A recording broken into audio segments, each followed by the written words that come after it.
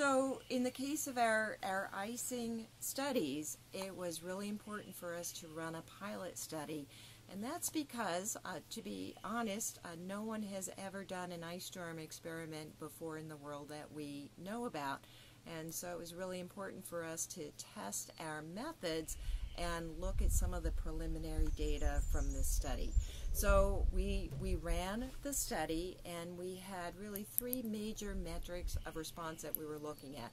We put out large plots in which we collected the coarse woody debris that came down from the canopy. That's the branches and the twigs. And we collected the mass of that, or the weight of that. We put that into a table, and we were able to make a graph showing that the amount of coarse woody debris that came down in that single ice storm was about 10 times greater than the amount of coarse woody debris that typically comes down in a single year. So the ice storm was having a tremendous impact on the amount of crown damage that was occurring. The other thing that we measured is we had cameras that looked up into the canopy and took pictures of the openness of the canopy. So we had pictures before the ice storm, and then we had pictures after the ice storm. So another metric of response was how open the forest canopy was after the ice storm. And again, you can see significant differences, that it was very shady, it was very dark before the ice storm, and then after the ice storm manipulation, you see large amounts of light coming through to where the branches were before. The third thing we did is, both before and after the ice storm and into the treatment and the control plots, we did measurements of forest health. So we had trained technicians that went out to look at the overall health and vigor of the forest. We took the measurements before, we took them after, and so we were able to show declines in metrics of forest health with the ice storm treatment.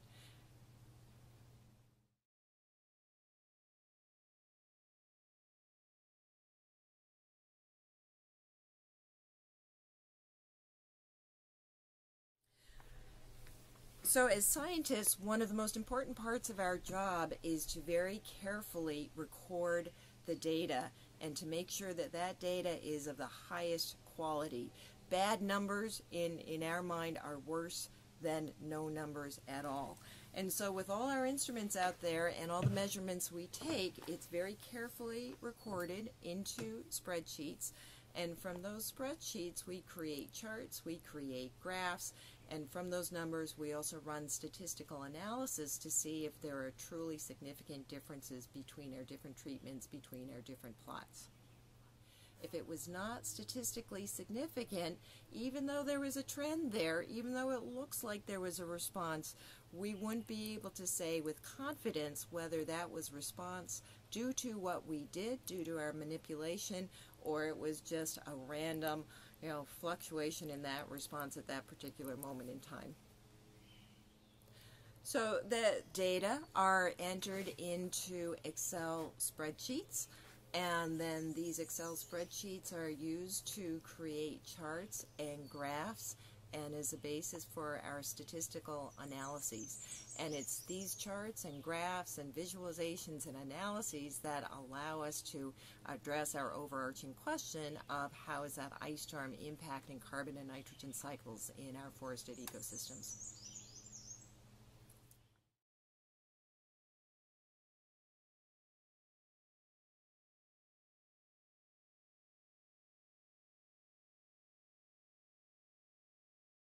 Visit the Natural Enquirer website for more information. There you can learn more about how to analyze and understand your data.